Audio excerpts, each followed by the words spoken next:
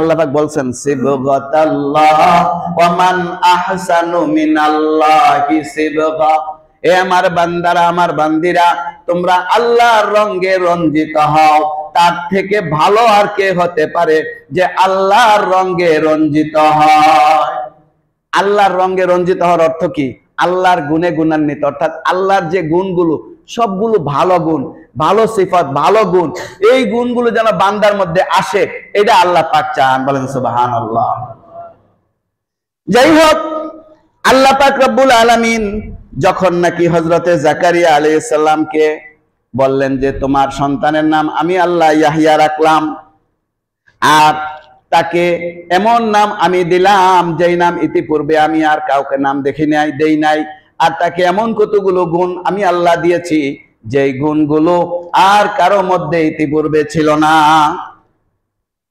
এখন জাকারিয়া আলাইহিস সালাতু ওয়াস সালাম আল্লাহ পাকের তরফ থেকে এই সুসংবাদ শুনে অত্যন্ত খুশি হইলেন।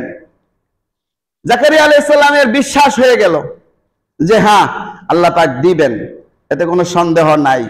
তারপরেও জাকারিয়া আলাইহিস সালাম আল্লাহর কাছে নিশ্চিন্ত হওয়ার জন্য তিনি বললেন যে আল্লাহ, তোমার প্রতি আমার বিশ্বাস আছে। যেমন ইব্রাহিম আলাইহিস সালাতু ওয়াস সালাম আল্লাহর কাছে বলছিলেন আরিনি কাইফা তুহয়িল মাউতা, আল্লাহ তুমি মৃতকে জীবিত করতে পারবে, এই কথার বিশ্বাস আমার মধ্যে 100 মধ্যে 100ই আছে। আমি জানি, আমার বিশ্বাস আছে তোমার প্রতি, তুমি মৃতকে জীবিত করতে পারবে।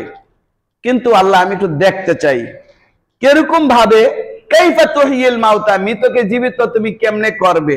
তো আল্লাহ পাক ওনাকে বলছেন যে ঠিক আছে, তুমি কি করো, এটা করো। হ্যাঁ, ঘটনা আছে গেছে। যাই হোক, তো আল্লাহ পাক তখন বলছিলেন তুমি কি আওয়ালাম তুমিন, তুমি কি আমাকে বিশ্বাস করো না? তো হযরত ইব্রাহিম আলাইহিস সালাম বলছেন লিয়াতমা ইন্না কলবি, আল্লাহ আমি বিশ্বাস করি, তোমার প্রতি আমার পুরা 100% ঈমান আছে, কিন্তু আমার ইতমিনানে কলব, অন্তরের প্রশান্তির জন্য আমি একটা দেখতে চাই যে বাস্তবটা কিরকম। তো আল্লাহ পাক দেখাইছেন। তো হযরতে জাকারিয়া আলাইহিস সালাম বিশ্বাস করছেন।